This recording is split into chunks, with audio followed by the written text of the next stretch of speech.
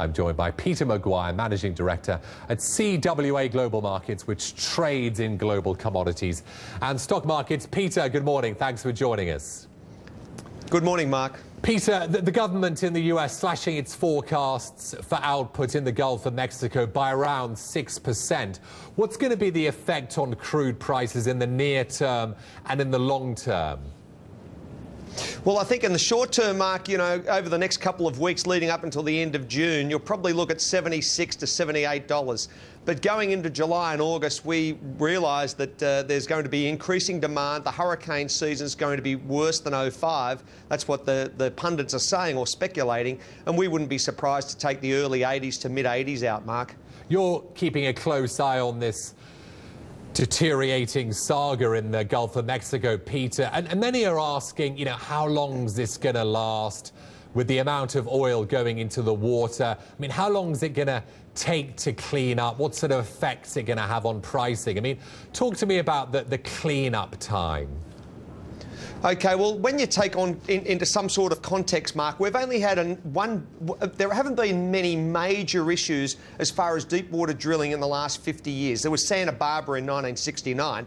But if we look at really to kill this well, and that's what needs to happen, we have to go back to Ixtoc, which was on the Yucatan Peninsula in Mexico. And that was intriguing, Mark, because that was only in 160 feet of water, and that took 280 days to kill the well and to maintain and get no leaks. So I'm not suggesting it'll take a year, Mark, but I'm suggesting it'll take many, many months to solve this whole issue as far as leaking. In the meantime, Peter, we've had some pretty decent draws in US inventories for a couple of weeks. Do you think that's going to continue? I think so, Mark. Absolutely. We worry about what's going on in the Gulf region.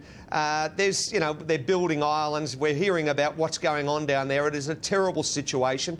And the quicker that BP can sort this matter out, the better for the environment and, of course, for the local economy, Mark, and fundamentally for everyone. We had the Kuwait oil minister speaking yesterday. He said that oil will average $70 for the rest of the year and current levels are acceptable. Do you really think that OPEC is happy around $70?